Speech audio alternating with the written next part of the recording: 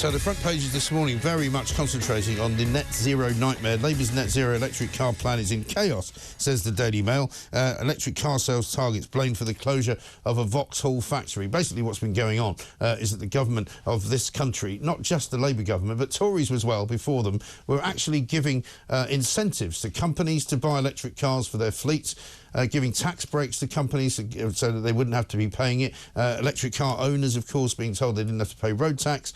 But they were also fining through the back door electric vehicle manufacturers and saying, if you don't sell enough electric cars, we will fine you £15,000 per petrol and diesel car that you sell below the threshold that we want you to sell the cars at. So it's all been a bit of a racket going on for a long time, and it's all beginning to crumble. Let's talk to Simon Danczuk and see what he makes of it all. Simon, very good morning to you.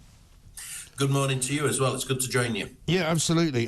It looks as though this kind of shibboleth of electric cars and the demand for them is finally being exposed as just something that's been kind of artificially created and artificially subsidised by governments in this country. It's over-regulation beyond belief. And the worry is that Ed Miliband, the Environment Secretary, is driving this agenda, and he will drive it even further, as we've already seen. I would describe Ed Miliband as the most dangerous man in Britain. Yeah. And when I was a Labour MP, it's a matter of public record that in 2014, myself and Ian Austin, another Labour MP, called for Ed Miliband to step down as leader of the Labour Party. We didn't think he was fit to lead the Labour Party then, and I certainly don't think he's fit to drive this agenda forward. We are losing jobs because of this agenda, and things need to change dramatically. I have a little bit of faith in Jonathan Reynolds as the business secretary. I think we'll see them revising these demands on the automotive industry to change these electric vehicle targets. One can only hope. Well, we're told by the Telegraph this morning that they're probably going to water down the targets. But at the end of the day, Simon, surely the free market should be the thing that determines whether people want electric cars or not. Because if you keep artificially inflating the market, or you keep artificially giving tax breaks to certain car manufacturers in order to sell electric cars to other people because you don't have to charge so much money for them, it's a false economy. The whole thing is false in the end, because you're basically inventing something that wouldn't otherwise exist. It's over-regulation, isn't it? Yeah. And government can try and manage these things too much. I'm not convinced that the electric grid, is capable of supplying the electricity for all the vehicles that they're trying to ensure we have. You know, the public are persuaded by electric vehicles. They are buying electric vehicles. They don't need government to make demands on the automotive industry.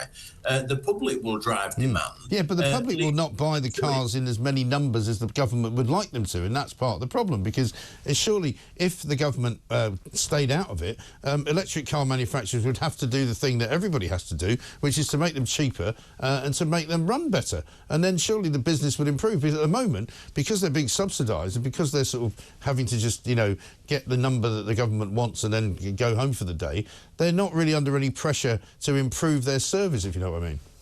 Oh, absolutely right. And one of the consequences of this is so serious. We look at Luton today, 1,100 jobs, direct jobs, as you point out, but ancillary jobs in addition to the 1,100 will be lost because of the government's agenda. That is not right. I mean, that is very bad news for those people and everybody around Luton. Terrible news. It is absolutely right. But where do we go from here, though? Because at the end of the day, I've been saying this for a long time. People in the car business have been saying it for a long time.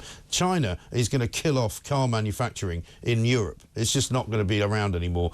We've seen Jaguar completely kiboshing their own brand and deciding that, they're only going to make, trans-friendly cars for the rest of the time. They're all going to be, painted in rainbow colours and all the rest of it. America has got the right idea. They're saying, no, if you want to sell cars into our country, we're going to put big tariffs on them unless you build them in the United States. So why couldn't we do something similar and say, look, if you want to put a Chinese factory into Luton and build electric cars that are made in China but assembled here or something, create business, create an employment market. Well, just on the Jaguar issue, I would be a prime candidate to buy a Jaguar car. You know, I'm of that age. Yes. It's the sort of car I would like. But the idea that I would buy one now is just for the, for the fairies. Well, you would have probably seen this yesterday, that the chief executive of Jaguar was stupid enough to come out and say that he didn't want people like Nigel Farage as a customer, even though you and I probably both know that Nigel Farage actually drives a Range Rover, which is made by Jaguar Land Rover. It's like, well, we don't want. Well, he already is a customer, you plonker. You have to be careful what you wish for, I have to say. I mean, I think they'll have taken a big hit on that. But in terms of the broader issue in car manufacture, we used to lead the world in this, and it was the trade unions that created real problems for the British car industry. I remember. And we did pull it back to a great extent. We had Nissan developing in the northeast, and we need more of that. Britain has been a great manufacturing country over many years, but the idea that we can rely on the service industry, I think, is a nonsense. I think we need to come back, and we should be saving jobs like those in Luton, not destroying them.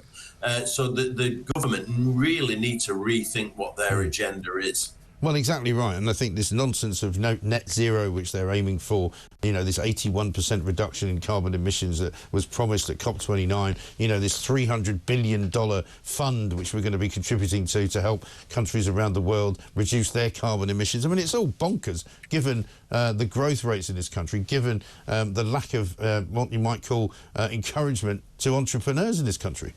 I return to the point, Ed Miliband in the cabinet, I think, is a complete disaster. And he's really driving this. It's not just in terms of the environment. The whole economic growth strategy of this government is based on reducing climate emissions. And it's not feasible. It doesn't work. It's not what we should be concentrating on. And we've got over 4 more years of this. I think it's going to be a complete disaster. I'll be honest with you. It certainly looks that way. I mean, only this week we had Rachel Reeves embarrassed in front of the CBI saying, I'm not surprised that you're taking this so badly. I thought this was a great budget that I came up with, but now it turns out that you don't like it very much. So she promised that she'd never do another budget like it. She said, we'll never put the taxes up again like we have to do, or like we did have to do in this November budget.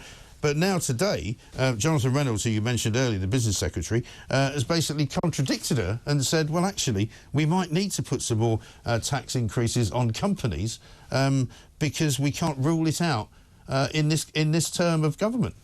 This is a major problem for this government. It's the hypocrisy, it's the disingenuousness of the statements that they've made recently and in the past. You're exactly right. Rachel Reeves goes to the CBI, she says we're not going to increase taxes, and then just days later we end up in a debate about what taxes she was or wasn't referring to in that speech. If she says she's not going to put up taxes, one assumes that it means all taxes, but now we're having a debate about which ones it means. And we've been there before, haven't we? I mean, we had the same debate over VAT. Was it employee or employer VAT that they promised in their manifesto? It's getting to the stage where it's difficult to believe anything a Labour government minister says. Well, this is the problem. And already, we've had, obviously farmers not happy with what's going on with their inheritance tax. We found out last week that the 500 million that they say they're going to get from that particular tax raid from farmers, they're going to give away to farmers in Africa and in Asia and in South America. We've got pensioners unhappy because they're losing the winter fuel allowance. We've got companies unhappy,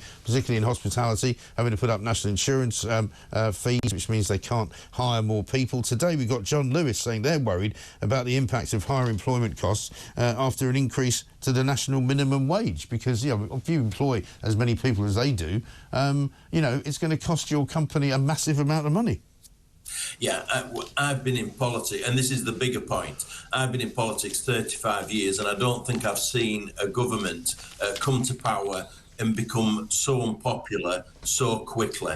I mean, they argue that they've got a strong mandate The reality is that they won the election based on 20% of the electorate voting for them. They've got a very shallow mandate. That's the reality of it. And I can't see them doing a full term. I mean, it's just one issue after another. Yeah, I know, that is absolutely the problem, isn't it? Let me just then finish with one other story, which is slightly off the political map, I suppose, but it's the one in The Sun this morning where it says a terrorist who influenced the Manchester Arena bomber has walked free from jail just 2 months after the parole board deemed him high risk. This is a guy called Abdallah, I think his name is, Abdal Rauf Abdallah, 31 years old, released from HMP Full Sutton in East Yorkshire yesterday. He was thought to have been sort of fundamentally involved in kind of basically making the Manchester Arena suicide bomber Salman Abedi radicalised. He basically introduced him to Islamic fundamentalism when they were growing up together in Manchester. He said the parole board said he posed a high risk of serious harm to the public and still has a propensity to radicalise others, and yet he's been automatically released after completing his sentence. He was found guilty of preparing and funding acts of terrorism. We've got to get better, surely, at looking after these people, haven't we? If he's fundamentally involved in terrorism, in funding acts of terrorism, why we let him go at all? Oh, absolutely right. I was reading about this story just before we came on air, before I came on air. There's something seriously wrong here. Everybody says, the probation service, the prison officers say that this guy is a real threat to the public, and yet we have just released him. I mean, that puts a real stress on the security services who are going to have to monitor him as long as he's in this country. I mean, the truth is, get him out of this country. If he has dual nationality or if he hasn't been born in this country, then send him back to where he's come from. That's the real solution to this issue. Absolutely right. Couldn't agree with you more. Simon, good to talk to you. Thanks very much indeed. Simon Danczuk there, former Labour MP